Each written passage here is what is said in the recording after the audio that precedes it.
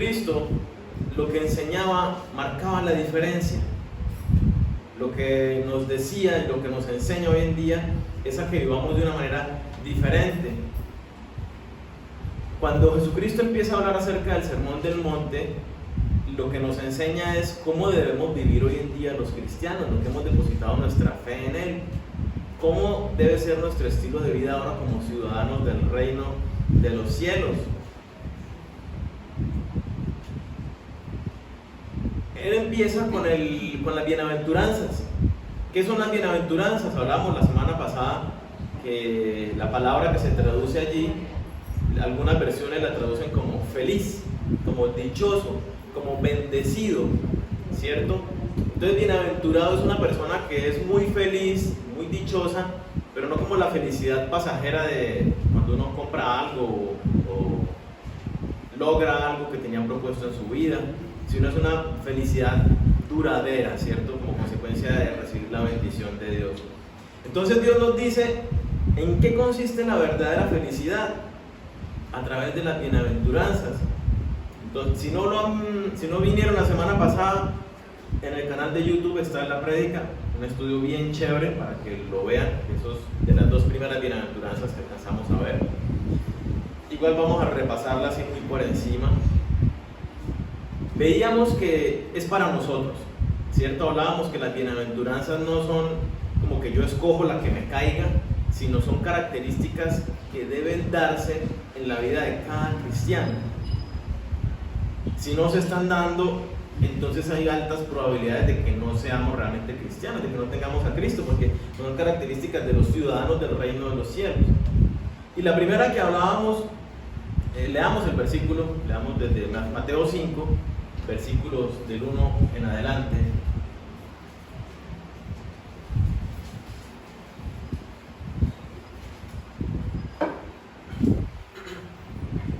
Dice: viendo la multitud, subió al monte y sentándose, vinieron a él sus discípulos, y abriendo su boca les enseñaba diciendo: bienaventurados los pobres en espíritu, porque de ellos es el reino de los cielos. Bienaventurados los que lloran, porque ellos recibirán consolación. Estos dos fueron los que hablamos la semana pasada. Y si lo miramos, miren lo interesante de cómo Jesucristo nos plantea la felicidad y dice: felices, dichosos y bendecidos los pobres en espíritu. Felices, dichosos y bendecidos los que lloran. Normalmente, cuando uno ve a una persona llorando, uno no asume que ay, tan feliz que está, ¿no? Tan bendecido y dichoso que le está pasando, sino todo lo contrario. Pero Jesucristo nos dice: hey, las cosas en mi reino son diferentes. Las cosas en mi reino no son como tú las ves en el mundo, porque es que mi reino es diferente. Cuando Poncio Pilato le pregunta a Jesucristo: ¿eres el rey? Jesucristo, ¿qué le dice? Mi reino no es de este mundo, su reino es diferente, y nosotros vivimos ahora en su reino, y entonces debemos vivir diferente a lo que vemos en medio de la sociedad. Cuando Jesucristo nos llama a ser sus discípulos, sus seguidores, entonces nos dice que esta característica se debe dar en nosotros, y es: los pobres de espíritu. Debemos ser pobres en espíritu. ¿Qué quiere decir que somos pobres en espíritu? Está haciendo referencia a que reconocemos nuestra necesidad espiritual, reconocemos nuestro pecado, reconocemos la maldad que hay en nuestro corazón. Así como cuando uno está enfermo y va al médico porque reconoce que está enfermo, nosotros de la misma manera, los pobres en espíritu, somos aquellos que sabemos que necesitamos de Dios.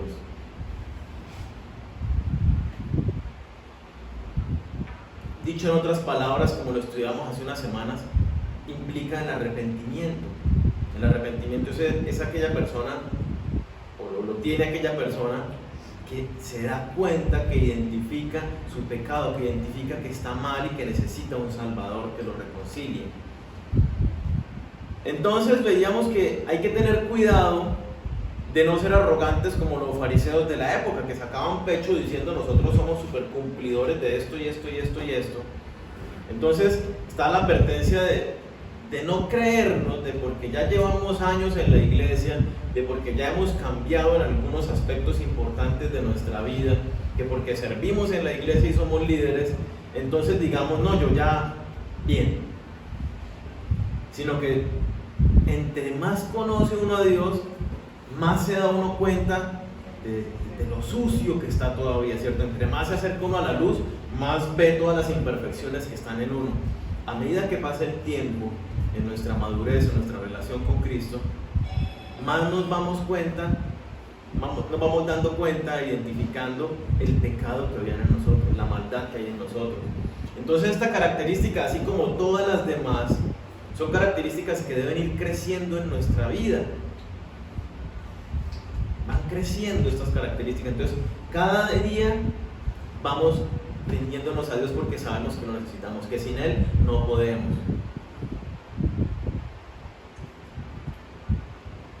¿Qué nos dice respecto de los pobres en espíritu? ¿Cuál es la recompensa que tienen? Dice, porque de ellos es el reino de los cielos. ¿De quién está hablando? ¿De quién es el reino de los cielos? De los hijos de Dios, de los que hemos aceptado a Jesucristo como Señor y Salvador. De nosotros es el reino de los cielos, ¿cierto? Y de este tema hemos hablado bastante. Sí, el año pasado estuvimos orando varias semanas respecto del reino de los cielos, cómo entramos en él, lo vimos también en enero. El reino de los cielos. Entonces, ¿cómo que somos felices cuando nos reconocemos pobres? Por supuesto somos inmensamente felices porque eso nos lleva a encontrarnos con el Señor y saber y confiar que tenemos una eternidad con Él.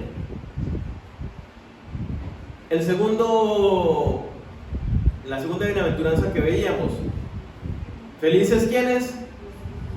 Los que lloran, los que sufren.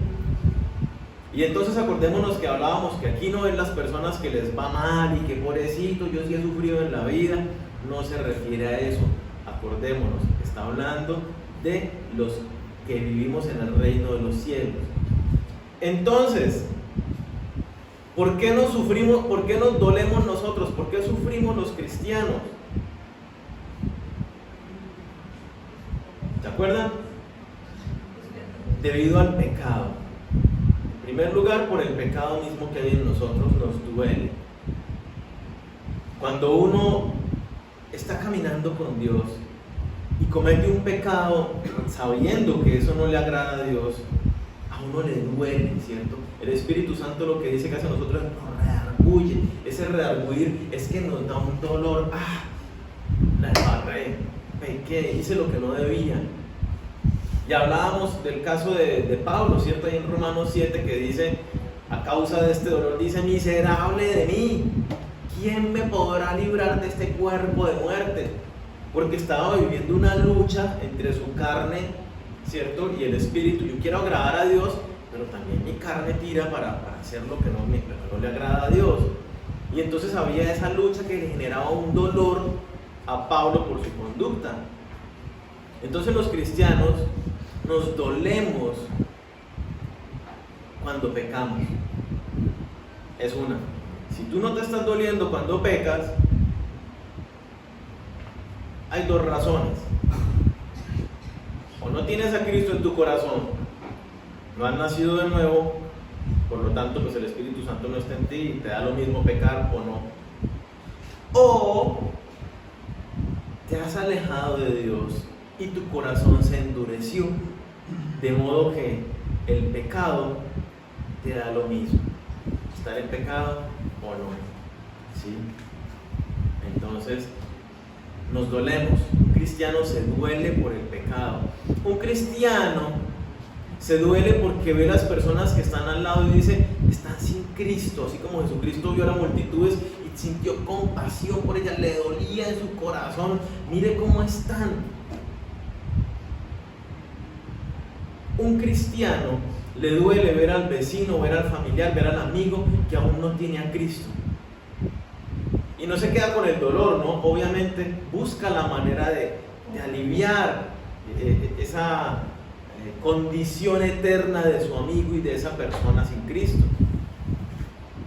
Y una tercera razón por la que nos dolemos los cristianos es porque vemos la condición del mundo. Porque vemos cómo la gente no quiere a Dios, cómo van en contra y legislan las naciones en contra de lo establecido por Dios en su palabra. Al cristiano le duele ver esa realidad del mundo externo. Si no le duele, lo mismo, lo que decíamos hace un momento, o no tiene a Cristo en su corazón porque no se identifica con las verdades de Dios, o su corazón se ha endurecido, que le da lo mismo. ¿Cierto? Un corazón duro permite justamente que nosotros nos dejemos permear por todo lo que se ve en el medio ambiente y para nosotros sea lo más normal del mundo y no nos dolemos de todas las noticias que ve uno actualmente. ¿Cuál es la recompensa de los que lloran? Serán consolados. Y entonces hablábamos acerca de que la palabra consolados viene del griego parakaleos, que es exactamente la misma palabra que se utiliza para hablar del Espíritu Santo en el Nuevo Testamento, que es paracletos. Entonces está diciéndonos Dios que justamente ese consuelo es la obra del Espíritu Santo que obra en nosotros, y entendiendo que no solamente la palabra consuelo, que se traduce como consuelo o consolador, no es el que consuela cuando alguien está en llanto, en dolor, sino ese consuelo es una persona que está puesta al lado para exhortarme, para apoyarme, para fortalecerme, para consolarme. Y eso lo vemos en el Nuevo Testamento, que es lo que hace el Espíritu Santo en nuestras vidas. Entonces mire tan linda la promesa que Jesucristo nos está diciendo ahí de una vez en las bienaventuranzas, que los cristianos cada día más nos dolemos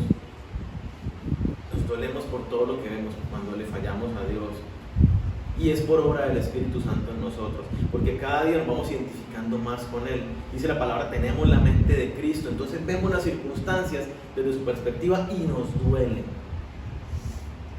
¿Estamos claros en esos dos?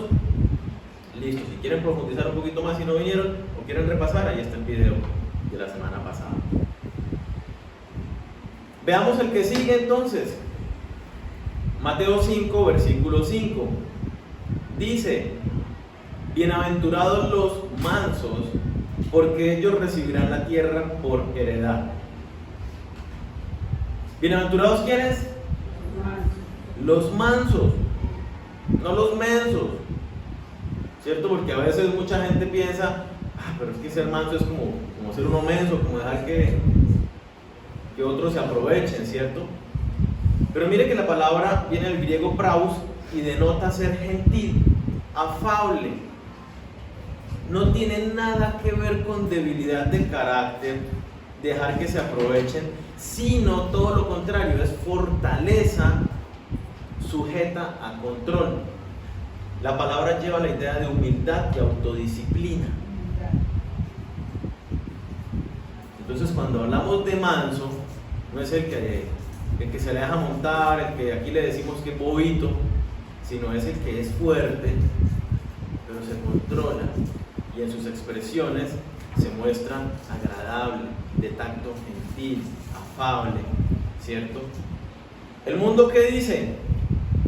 El mundo exalta a los agresivos, ¿cierto? Los que toman el control por la fuerza, y aquí en Santander, como diríamos, no sea bobo, no dejen que se la monten, ¿sí? No dejen que se aprovechen de usted. Pero lo que Jesucristo nos dice es, a pesar de las circunstancias externas que usted atraviese, ¿cierto? O internas, que le generen una carga, una persona que le fastidia,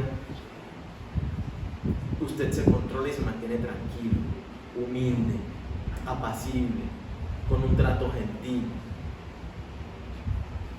Miremos que es bien interesante esta característica que debemos tener como cristianos, ¿cierto? Bendecidos, felices los mansos, dice el pasaje. ¿De dónde viene la mansedumbre? No sé si recuerdan. Vámonos a Gálatas 5. Gálatas 5, versículo 22 y 23.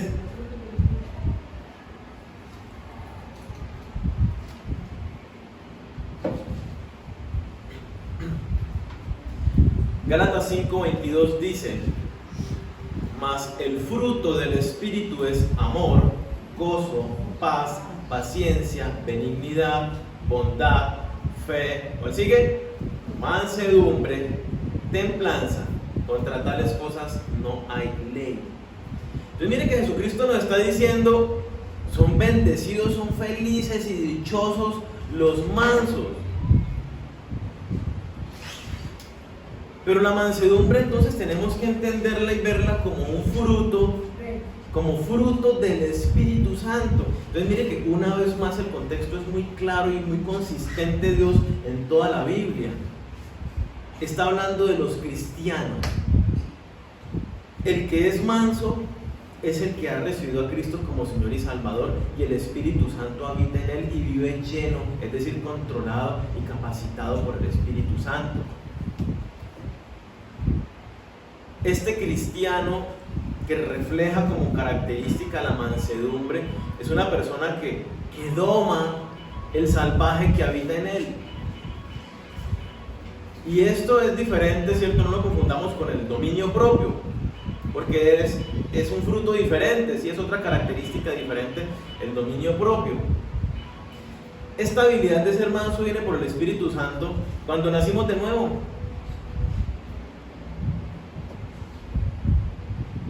Vamos a ver un poco mejor la mansedumbre, o sea, a medida que vamos avanzando vamos a ir entendiéndolo un poco mejor. ¿Está claro entonces? Es una característica para nosotros, es un fruto del Espíritu Santo. ¿Y cómo hacemos para que crezca? Intimidad, llenura del Espíritu Santo. ¿Cómo se manifiesta en la vida cotidiana la mansedumbre? ¿Cómo se podría manifestar en nuestra cotidianidad? Básicamente vemos la mansedumbre en una persona, en la manera como reacciona a las circunstancias, ¿cierto? Que es tranquilo, que es calmado, pero esa mansedumbre que se refleja de esa manera, que la vemos de esa manera, inicia en el interior, en una profunda relación con Dios. ¿Quién es el del célula? Vamos a ver un caso. Yo les invito a que me acompañen al libro de Job, capítulo 1, versículo 20. Job, capítulo 1. Yo los voy poniendo en contexto de quién era Job, recordándoles. Job es de la época de los patriarcas, ¿sí? Contemporáneo tal vez con Abraham y en esa temporada, en ese periodo de la historia. Job, dice la Biblia que era un varón de Dios, un hombre justo, un hombre recto, que buscaba agradar a Dios en todo lo que hacía, que procuraba que su familia estuviera bien con Dios en todas las cosas, que había formado y moldeado a sus hijos, un hombre muy próspero dentro de la región. Cuando digo muy próspero, era ricachón, tenía cultivos sembrados de todo, tenía camellos, caballos, ovejas, con cantidad de siervos y muchos hijos. Job vivió una vida llena de bendiciones, no solamente interiores, sino también materiales. Y sucede algo en la vida de Job, y es que él está en su casa tranquilo, después de haber estado con Dios y haber presentado ofrenda al Señor y todo, y llega corriendo uno de sus siervos y le dice: mi señor, vinieron los bandidos de tal parte y se han llevado todo el ganado, todos los camellos, todas las ovejas, todos los caballos, se llevaron todos los animalitos y mataron a todos tus siervos, solamente escapé yo para poder avisarte. Una noticia terrible, gran parte de su fuente de ingresos y sus siervos se mueren. ¿Y qué hace Job? Ahí todavía no termina la película. Está él apenas recibiendo esa noticia, está súper impactado con: ¿y ahora qué hago? Cuando llega otro siervo y le dice: mi señor, tus cultivos. Y Job: ¿qué pasó con los cultivos? Dice: hubo una tormenta eléctrica y cayeron rayos y quemaron todos los cultivos y mataron a todos tus siervos y solamente escapé yo para poder avisarte. ¿Cómo ven la suerte de Job? Dice uno: no, este hombre, la maravilla, ¿no? Está hecho. Pero no termina la cosa ahí. Está Job empezando a rascarse la cabeza y con la cara, mejor dicho, cuando llega el otro. O sea, es que no termina la tragedia del hombre. Y llega el otro siervo y ¿qué le dice? Mi señor, tus hijos. Resulta que se reunieron todos en casa de tu hermano mayor, de tu hijo mayor, a celebrar. Y hubo un terremoto y la casa cayó sobre ellos y todos murieron junto con los siervos. Solamente yo sobreviví para venir a anunciar.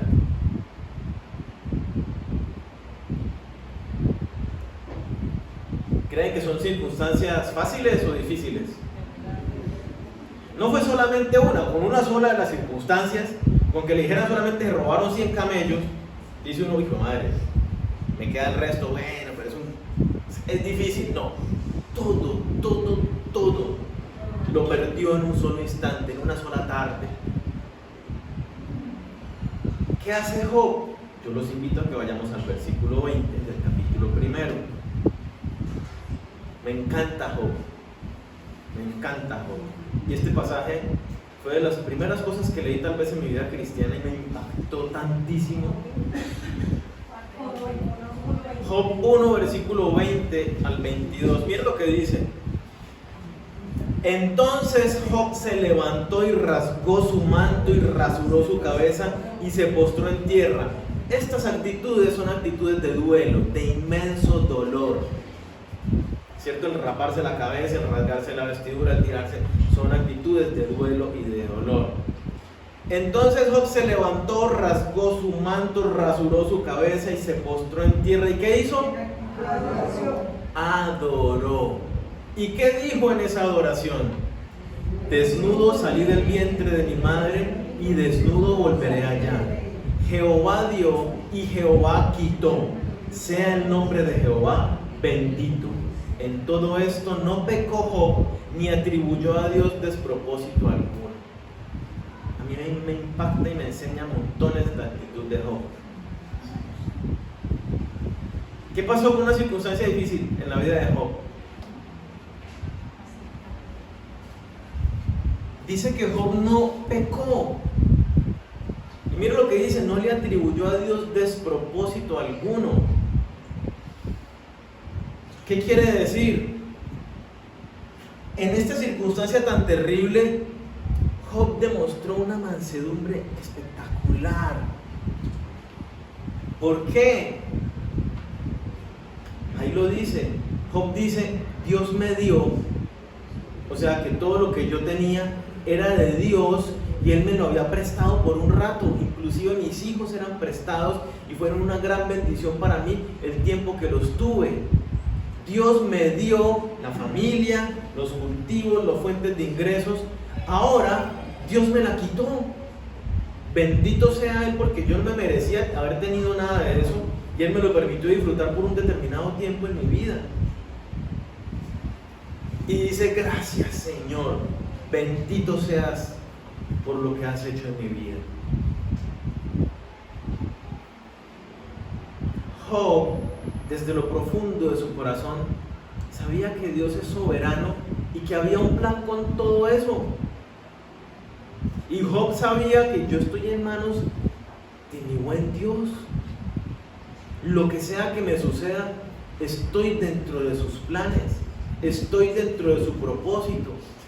Y con total disposición, pero con un inmenso dolor, estoy para lo que tú quieras conmigo, Señor. Soy tuyo y en tus manos estoy. Haz conmigo como te parezca, con un corazón de adoración. ¿Cómo estamos nosotros? En nosotros tiene que haber exactamente el mismo sentir de Job. Esa es la mansedumbre. Y solamente, por eso digo, la puede manifestar y expresar un cristiano lleno del Espíritu Santo.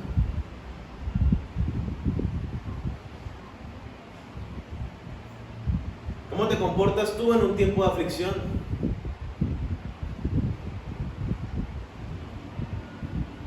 ¿Saben qué dijo Satanás? Satanás le había dicho a Dios que Job lo adora, Job es así de obediente, Job es tan buen siervo con usted y tan amoroso y le alaba y con sus hijos. Pero ¿sabe por qué? Por todo lo que usted le ha dado.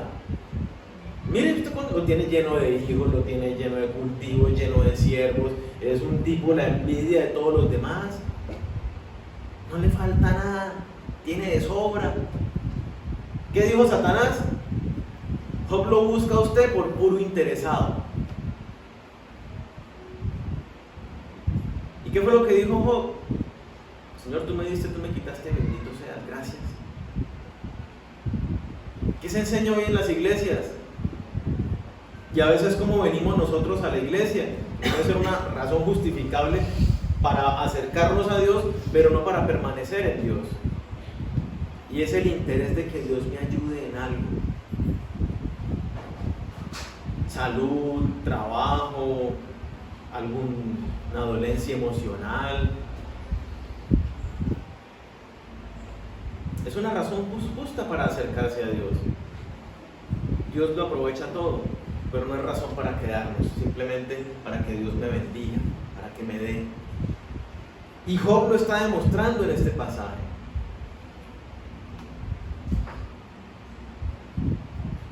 ¿Cómo reaccionamos nosotros entonces?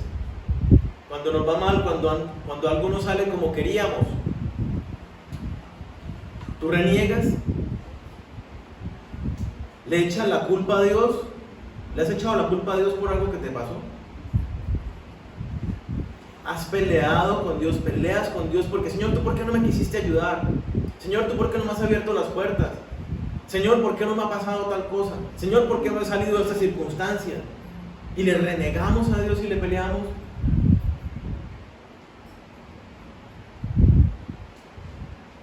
Como tú no me has ayudado, entonces ¿sabes qué? Tú y yo no la llevamos. Nos alejamos de Dios.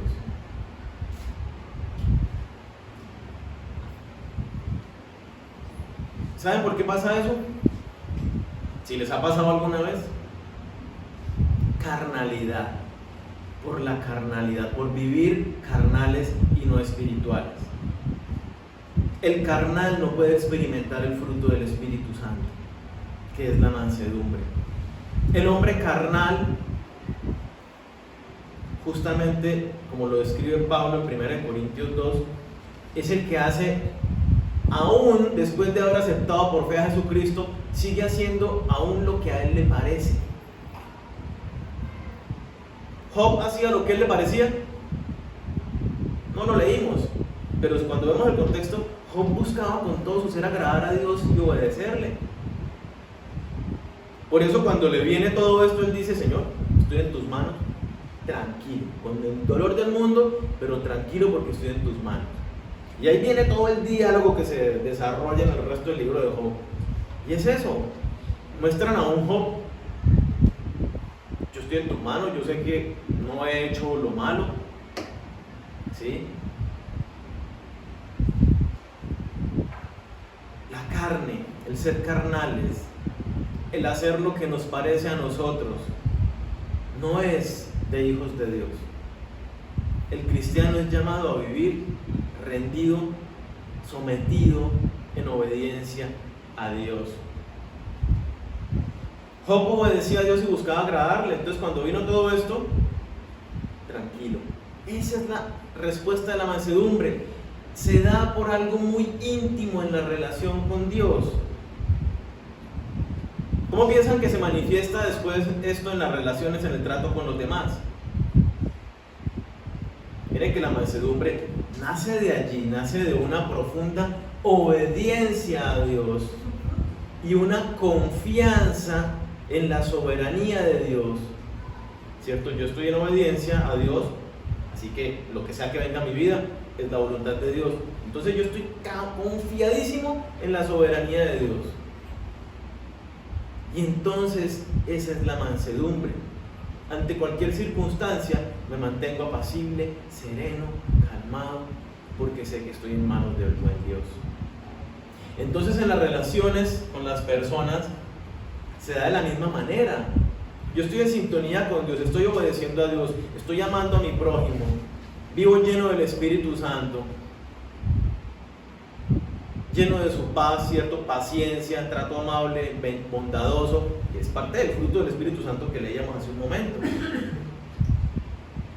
Entonces, cuando viene una relación con una persona bien complicada, ¿cómo respondo yo? ¿Cómo debe responder un cristiano? Con mansedumbre. ¿Por qué responde un cristiano con mansedumbre? Porque tiene la mente de Cristo y ve por las cosas del reino de los cielos. Y entonces en una persona insoportable, la mira de la misma manera que la ve Dios, como te vio a ti, y como tal vez todavía te ve a ti, con misericordia, con amor inagotable y con paciencia. Entonces tú ves a esa persona insoportable con misericordia y dices: Señor, no te conoce, o te conoce pero está desconectado de ti, ¿cuánta falta le haces?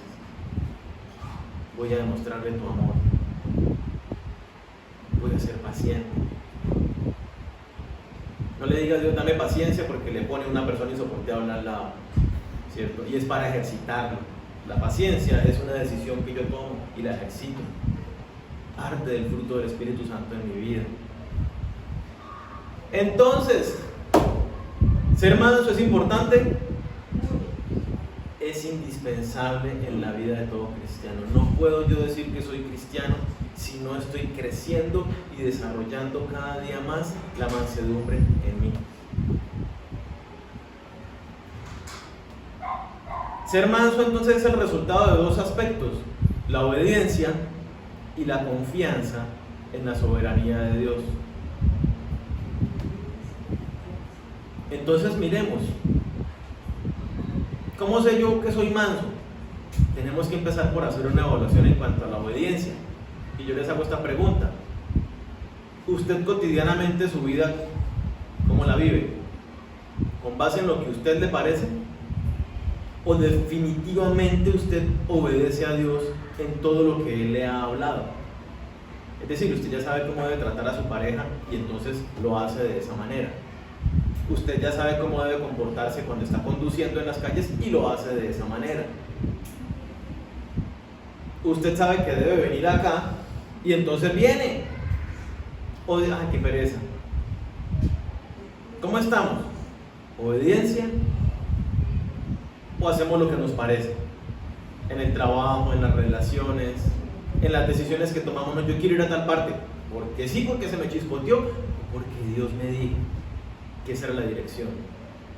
No, yo me voy a asociar con esta persona porque estás obedeciendo a Dios en asociarte con esta persona de la manera que Dios quiere.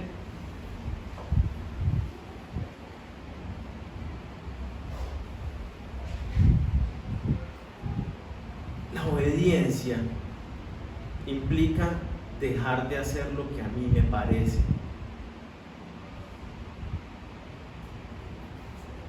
Acompáñenme por favor a 1 Corintios 6, versículos 19 y 20.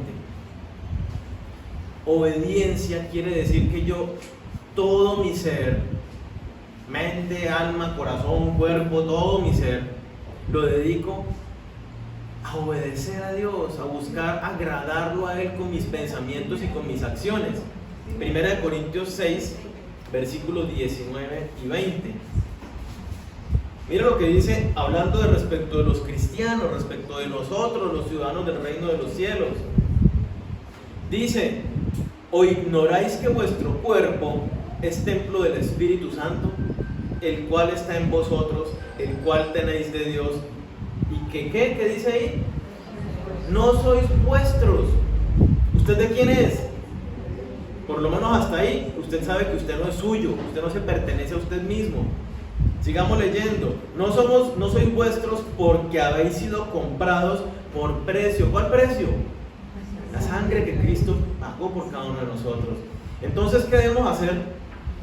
Glorificad pues a Dios en vuestro cuerpo y en vuestro espíritu, los cuales son de Dios. ¿De quién es mi vida? ¿De quién es la vida de cada uno de los que hemos aceptado ese precio de Jesucristo? Es de Él. Y si mi vida es de Él, yo no puedo hacer lo que me parezca a mí. Si yo aún hago lo que a mí me parece, entonces no soy de Él y no me he rendido ante Él.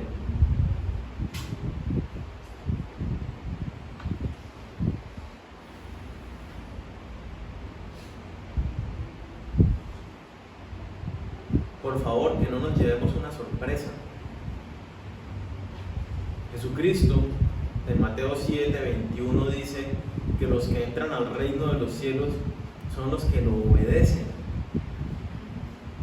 Y no que entremos al reino de los cielos por el obedecer la ley, porque sabemos y es muy claro que la salvación es por fe en Jesucristo, pero esa fe, nos dice la palabra, que esa fe, si es viva, se demuestra con la conducta consecuente con esa fe. Y esa conducta consecuente es una vida en obediencia. Y entonces Jesucristo nos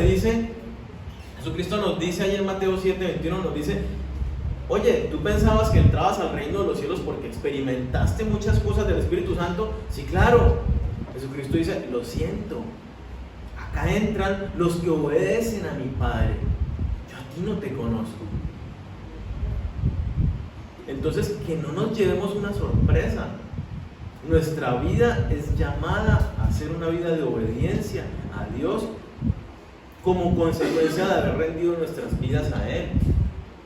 Para eso es indispensable conocerlo y dejar que Él viva su vida a través de nosotros, que el Espíritu Santo sea hablando en nuestra vida cada día.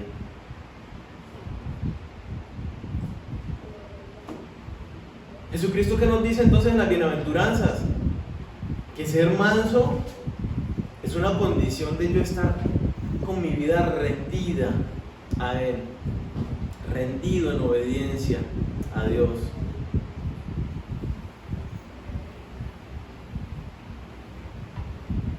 Si aún hago lo que me parece, ¿quién está en control? ¿Dios o yo? Mire, ténganlo siempre presente, esa ilustración muy sencilla.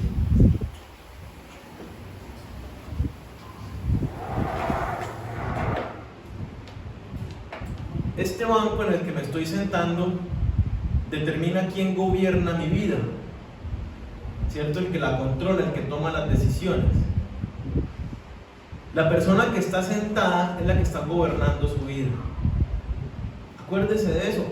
¿Está usted o está el Espíritu Santo? Si las decisiones las está tomando usted, sepa que usted no está lleno del Espíritu Santo, que usted está lejos de Dios. Aunque venga a la iglesia y diga: no, yo me levanto y le encomiendo mi día a Dios, eso y nada es lo mismo. Religiosidad, la misma que Jesucristo le criticaba a los fariseos. ¿Sí? Ustedes piensan que por cumplir ciertos requisitos, por decir ciertas palabritas, porque acordémonos que los judíos recitaban y recitan hoy en día la Shema. Y la Shema es una oración donde declaran a Dios que Él es el único Dios y no sé qué, y que lo aman a Él con todo su corazón. ¿Sí? Allá en Deuteronomio 6, si no estoy mal, 4 o el 6, siempre no, se me olvida. Eso es lo que Jesucristo les criticaba todo el tiempo. Entonces no es simplemente yo venir y hacer, sino es una rendición total y absoluta en obediencia a Cristo.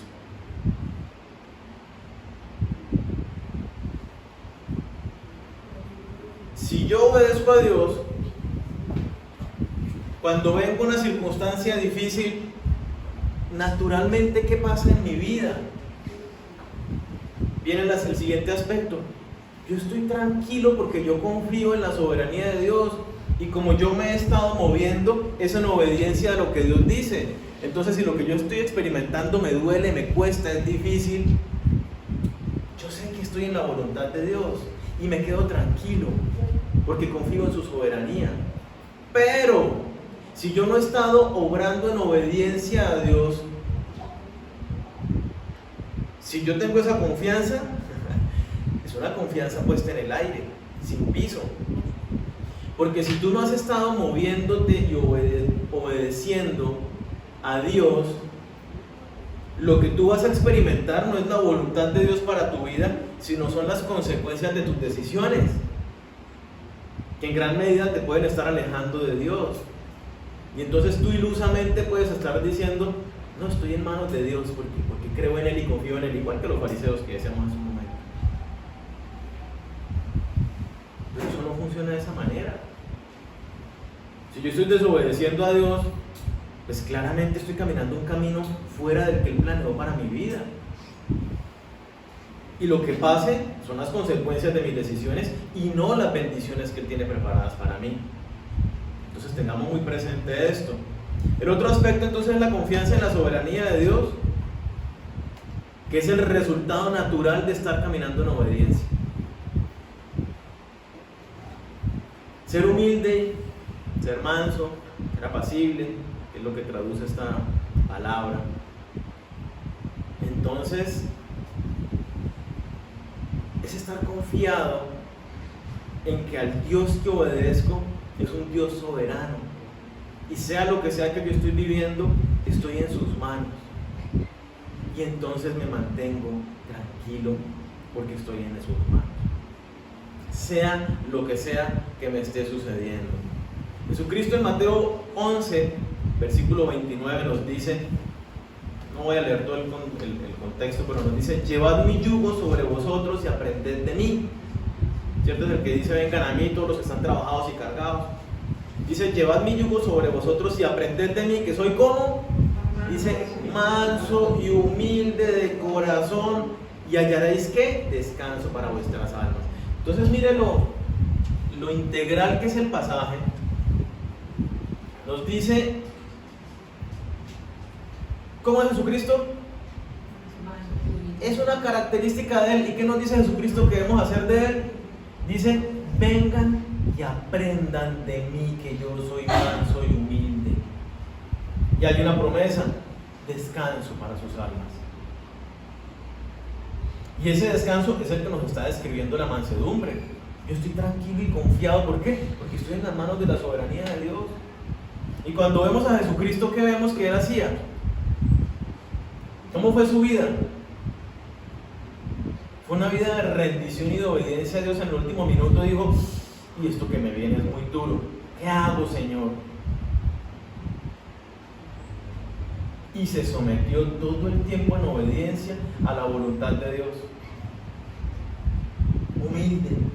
Y hasta el último momento, en el mayor sufrimiento, siendo humillado, azotado, golpeado, burlado, escupido, ¿cómo se mantuvo en su reacción, en su actitud?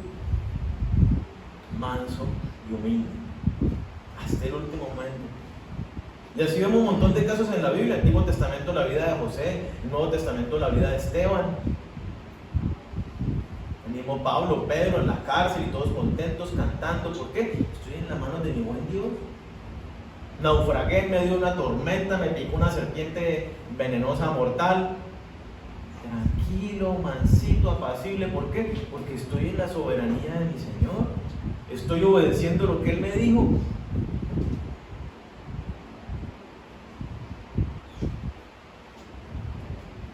Mire que Pablo, cuando naufragó y lo picó la serpiente, Dios le había dicho que fuera al otro país a predicar. Y entonces Pablo dijo: vámonos. Y cuando naufragaron, Pablo, ¿qué le dijo? Tranquilos, que no morimos. Porque Dios se lo había dicho.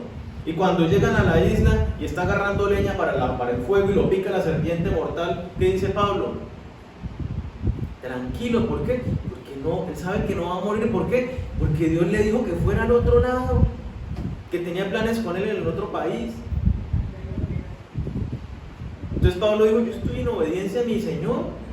Todas estas circunstancias están probando mi corazón. Mi corazón sigue mansito, apacible. ¿Por qué? Porque yo estoy obedeciendo a Dios y confío en Él, en sus planes.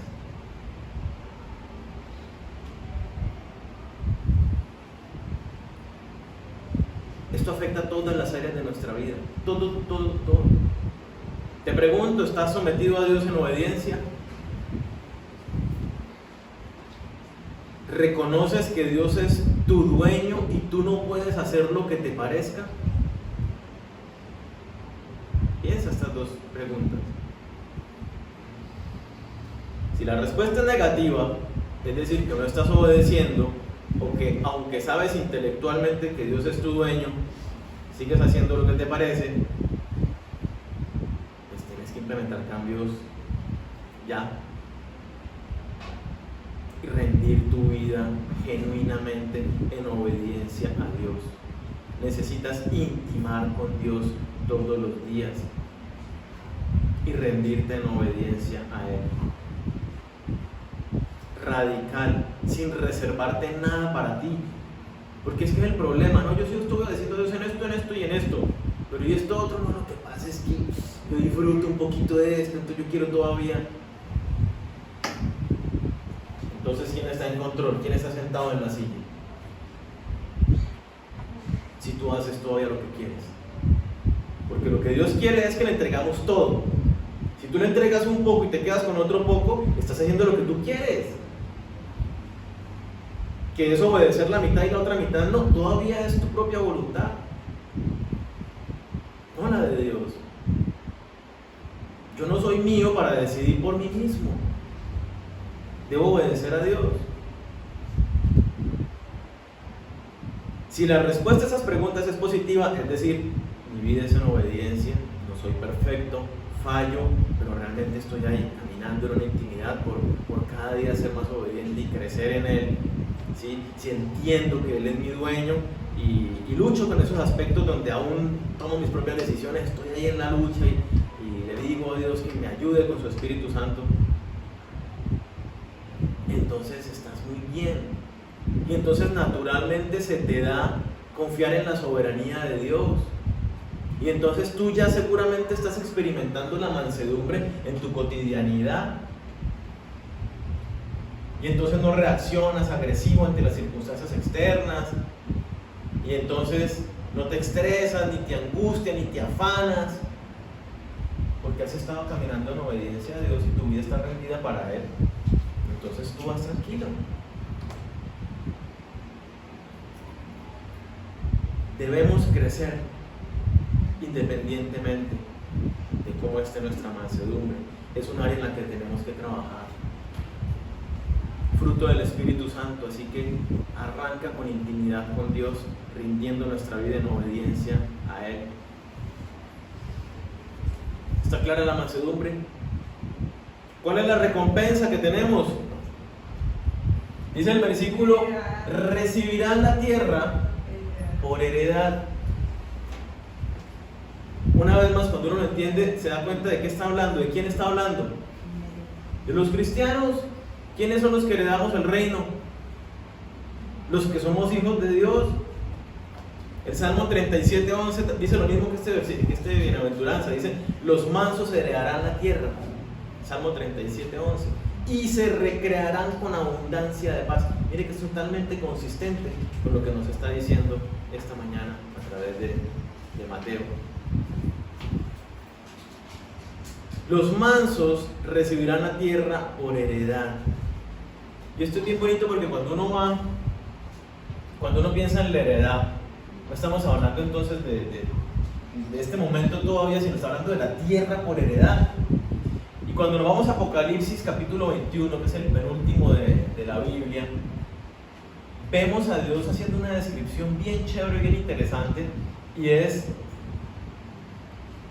Dios dice que al final de todo, después del juicio, después de recoge los cielos, recoge la tierra y destruye todo, y entonces dice: y voy a hacer unos nuevos cielos y voy a hacer una nueva tierra, y sobre esa tierra va a estar mi reino, la nueva Jerusalén, y Cristo reinará con todos los que tomaron del agua de la vida que es Cristo, ¿cierto? Es decir, nosotros, y los que a través de las eras fueron salvos y serán salvos. Viviremos con Él en una nueva tierra. Dios nos hace herederos. Entonces, cuando uno empieza a mirar las cosas como las plantea Jesucristo, uno dice, mire que Él es bien radical, y dice: la verdadera felicidad no está en las circunstancias que te aquejan actualmente, sino en que tú estés sometido en obediencia a Dios. Porque si tú estás sometido en obediencia a Dios, esa paz que va a guardar tu corazón te da una total tranquilidad, porque confías en Él, que te mantienes manso. ¿Y esa paz de dónde viene? Yo sé que tengo la eternidad con Dios y soy heredero. Las circunstancias complicadas que yo viva ahora son pasajeras y son conformes, si estoy en obediencia, son conformes al propósito de Dios, a su propósito eterno y soberano. Y entonces yo soy un instrumento idóneo en las manos de Dios para cumplir su voluntad perfecta en la tierra.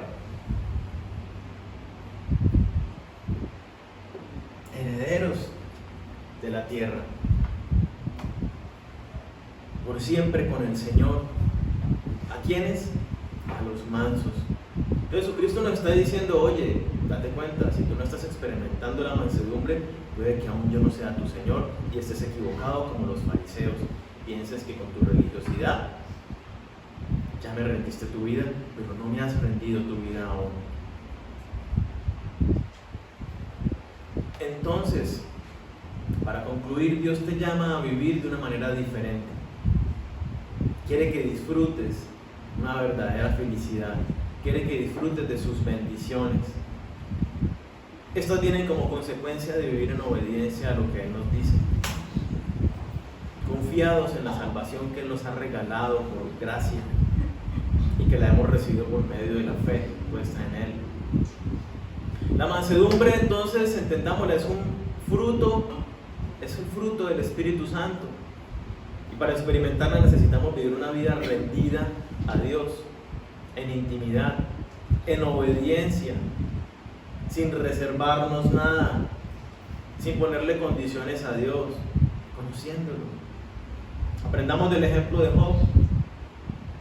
Lo conocía, disfrutaba de agradar a Dios y en su momento de mayor dificultad se mantuvo en paz. Les voy a añadir el resto de la historia. Al final, ¿qué pasa con la vida de Job? Dice la palabra que tuvo el doble de ganado, el doble de cultivos, el doble de siervos, y volvió a tener una cantidad de hijos llenos de bendición. Entonces, Dios tiene un plan eterno y perfecto para tu vida. Mientras tú vivas en obediencia al rendido a Él, tú vas a vivir disfrutando de esa paz, esa felicidad duradera, no la pasajera. ¿Crees que necesitas crecer en esta característica de mansedumbre? Ya sabes cómo hacerlo. Así que oremos.